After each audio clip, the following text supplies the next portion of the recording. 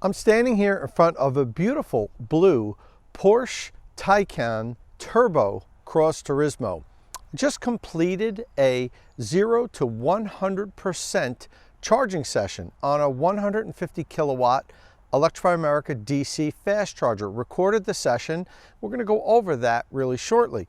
But first I want to explain a little bit of how this came about.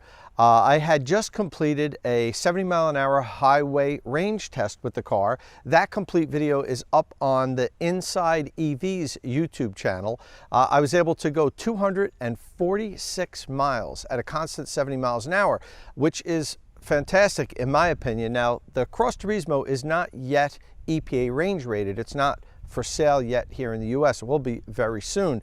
And this is also one of the very few Cross Turismos that's here in the US. It may even be the only one. It's such a unique model that it doesn't even have US spec software. It has a German communication module.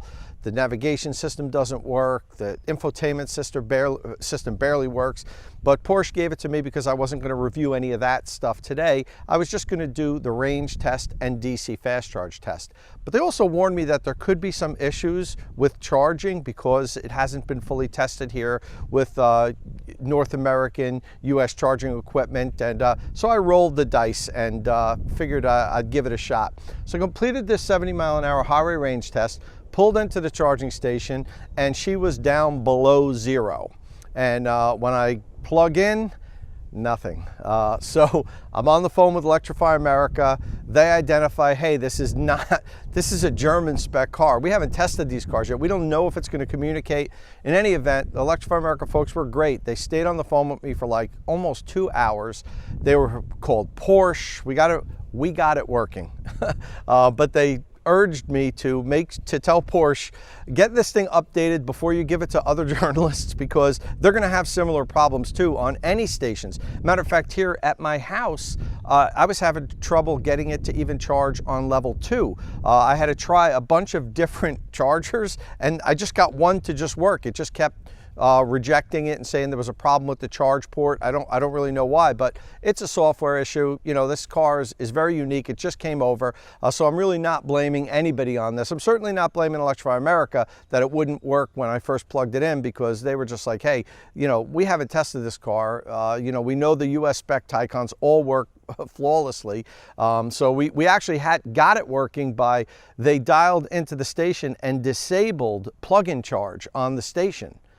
And then it was able to communicate to the car and plug in. I guess the plug-in charge technology is maybe different for the German spec cars. In any event, we got it to work. Recorded the whole session. Only had one glitch.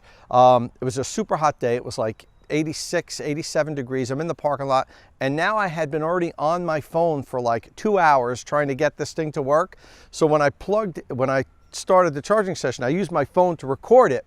It overheated when the car was at like 45% state of charge, and I quickly took it off, cooled it down, and because I had a cooler with me when I do these range tests, I bring food and I have a cooler in the car.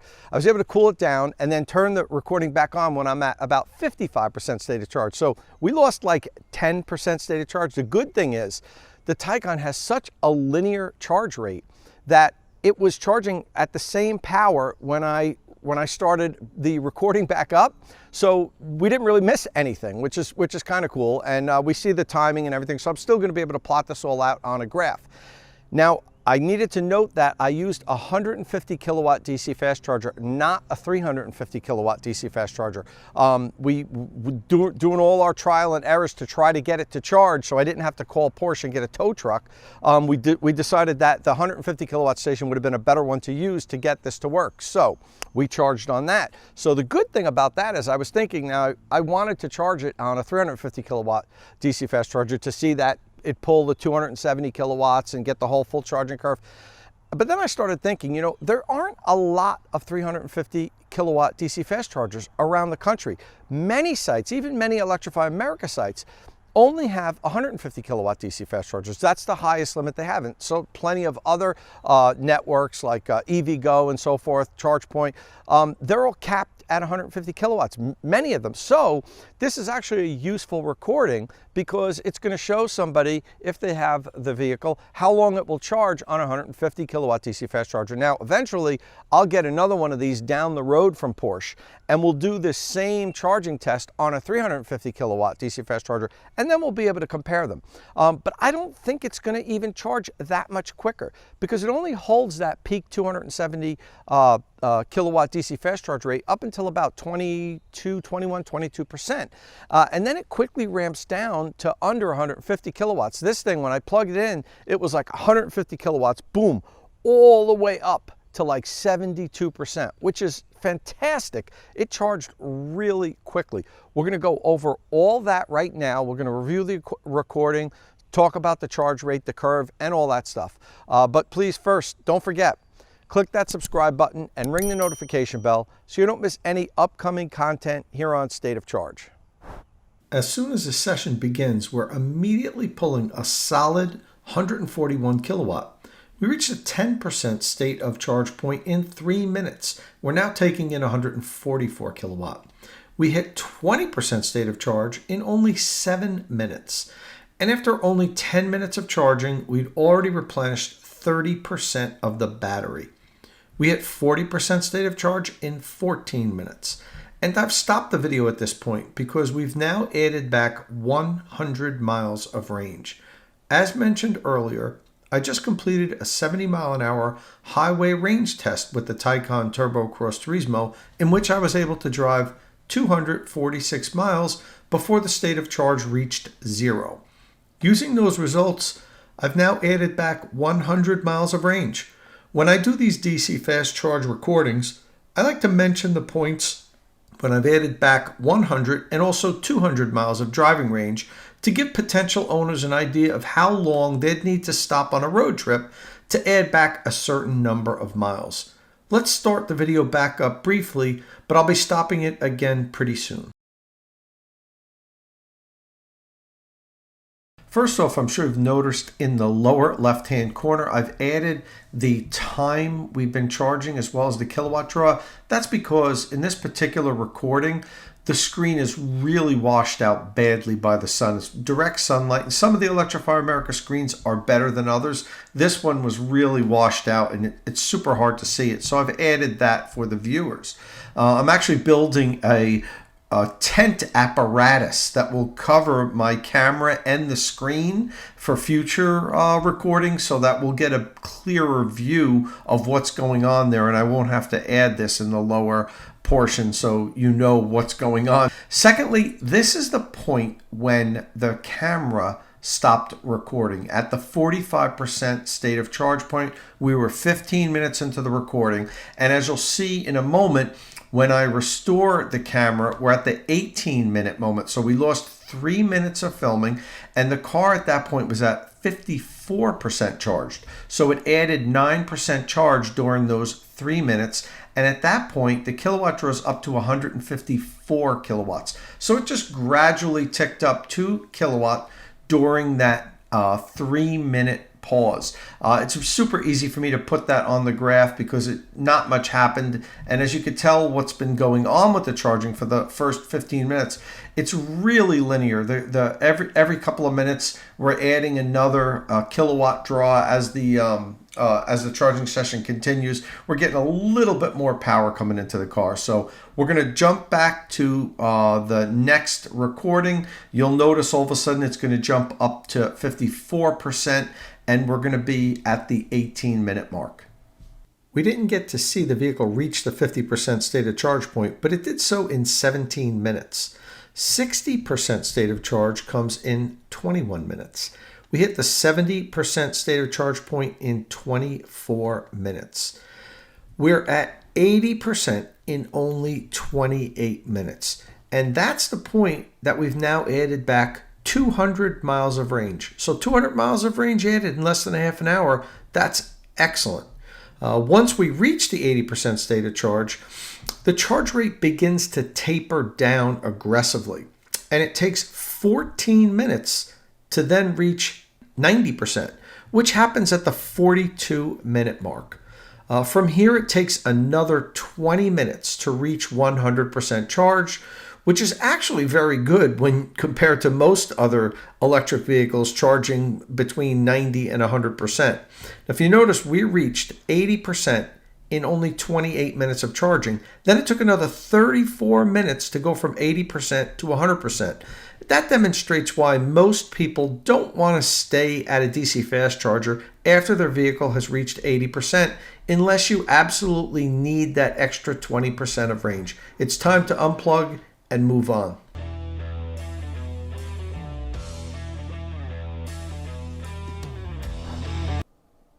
So what do you think? 0 to 80% charged in 28 minutes, 0 to 100% charged in just an hour and 2 minutes. The Taycan Cross Turismo, like all Taycans, is a great charging electric vehicle. And that's really the reason why my good friend Kyle Connor from Out of Spec Motoring chose the Taycan to set the electric vehicle Cannonball Run record a few months back.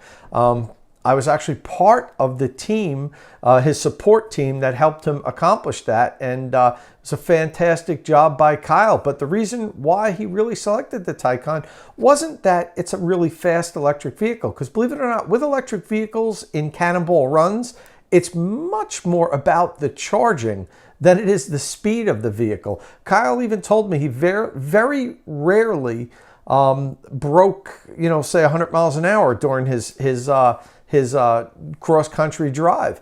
It was more about consistently driving fast, but not crazy fast like some of the gas vehicles that do the Cannonball Runs where they're going 150, 160 miles an hour. If you try to go that fast in an electric vehicle, you're going to burn through your battery so quickly, you're going to spend more time charging. So with electric vehicles, you have to balance speed and efficiency, and the Taycan charges so quickly that it made it the perfect vehicle for Kyle to break the record with, which he did. Now, I've prepared a couple of graphs for us to take a quick look at. First up, let's take a look at the power graph. On this graph, you can see as soon as I plugged in, the Taycan immediately began accepting 141 kilowatts, which is fantastic. You don't want to waste time ramping up. It just jumped up to it immediately. And that began this gradual climb of a peak draw of 159 kilowatts.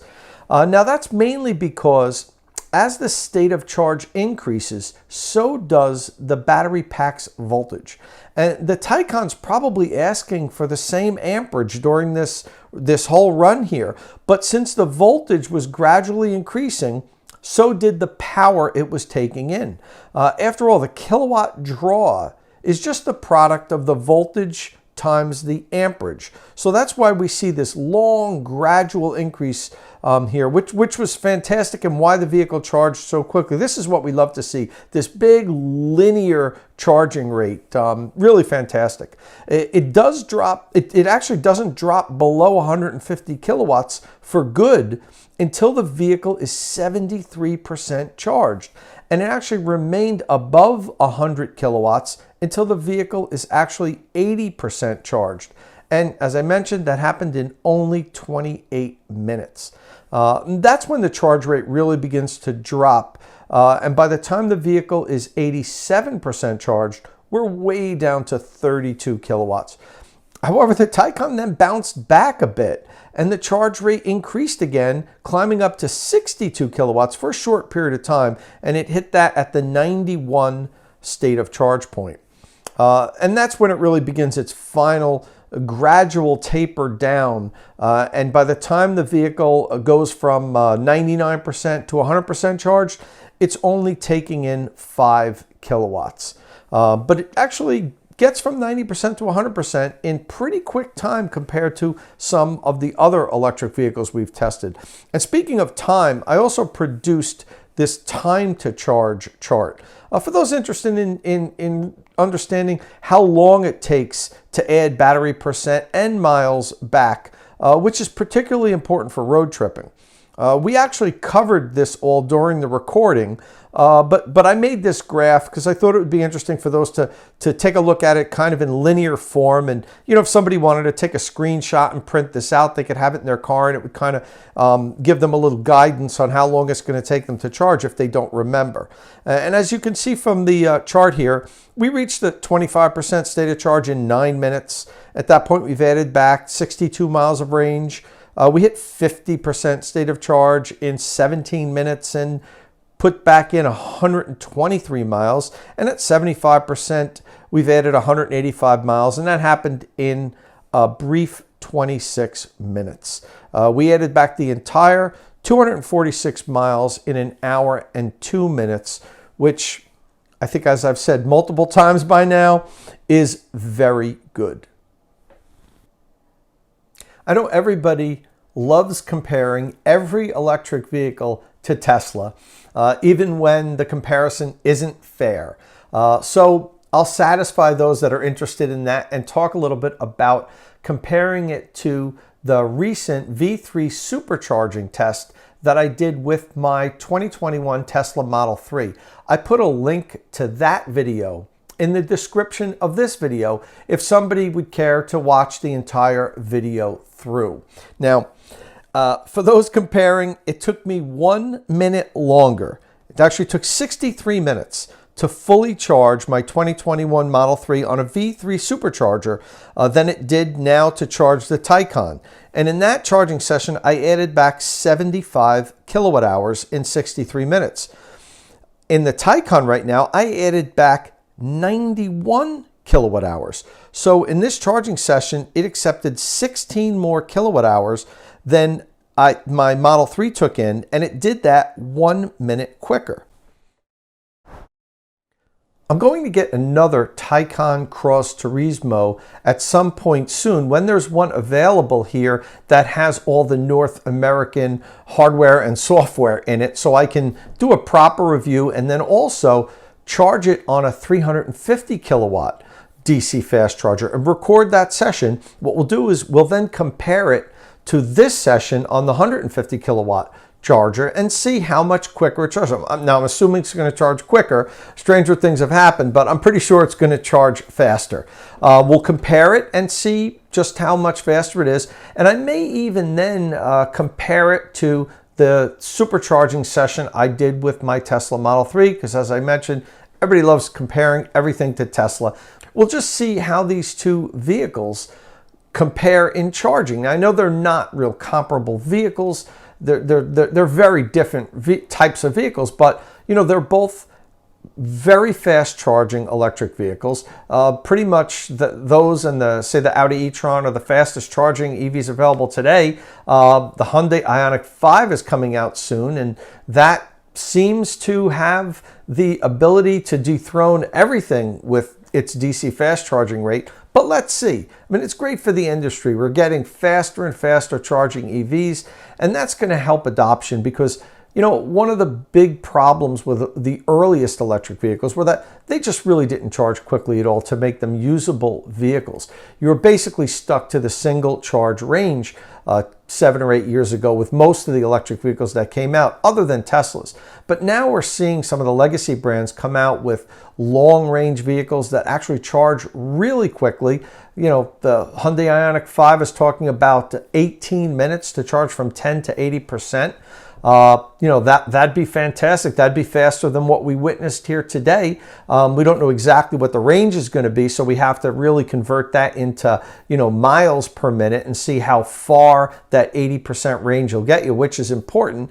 And that's something we have to bring up when we compare the Model 3, say that I was talking about, to the Taycan now. Now, my Model 3, I did 310 miles of range on my 70 mile an hour highway range test, compared to the 246 I did with the Taycan Cross Turismo. Now, as I mentioned, they're totally different vehicles. We shouldn't be comparing them, but since we're talking about charging speed, it's only fair that I bring that up. The Model 3 fully charged in 63 minutes. The Taycan did it a minute faster in 62 minutes.